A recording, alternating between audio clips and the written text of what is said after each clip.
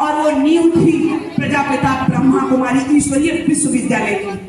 और ये विद्यालय कि जहां भारत देश के अंदर सभी आध्यात्मिक विद्यालय उजड़ चुके थे, सभी संतान ऐसे कोई भी न बचा था कि जहां भारत की आध्यात्मिकता को संपूर्ण रीति से जीवित रखा जाता, तो कहीं ऐसे विद्यालय भारत के अंदर नहीं बचे थे, क्योंकि शासन सत्ता जो है तो अंग्रेजों के हाथ में थी। तो उन्होंने हमारे भारत देश की आध्यात्मिकता को जड़ से उजाड़ा था और हमारे बच्चों को, हमारे आने वाली जनरेशन को उन्होंने बहुत बिगाड़ा था। तो उन्होंने अपना फैशन और अपना ज्ञान अपने देश में फैलाया था।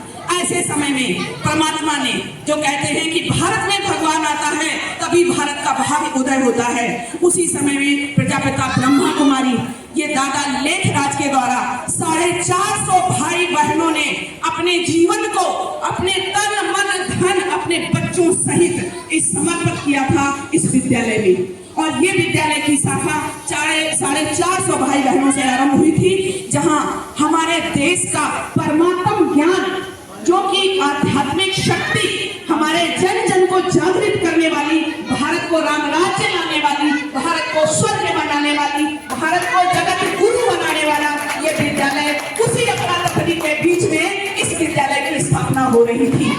और ये उस समय हो रही थी जब अंग्रेजों का पूरा राज्य, पूरा साम्राज्य हमारे भारत देश में था। और उस समय सब गांव के लोग, बेचारे गरीब लोग, पीछे के लोग जब डर डर कर छुप रहे थे, वहीं पर हमारे भारत देश के कोने में एक बलशाली आध्यात्मिक शक्ति को लेकर के इस विद्यालय की स्थापना हो रही थी।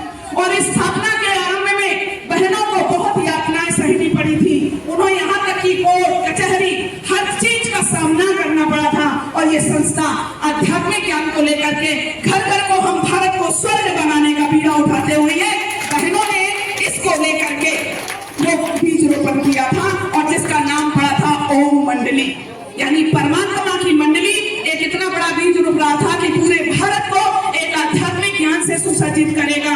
और आज वो इतनी बड़ी विशाल सीमा तक पहुंच चुका कि वो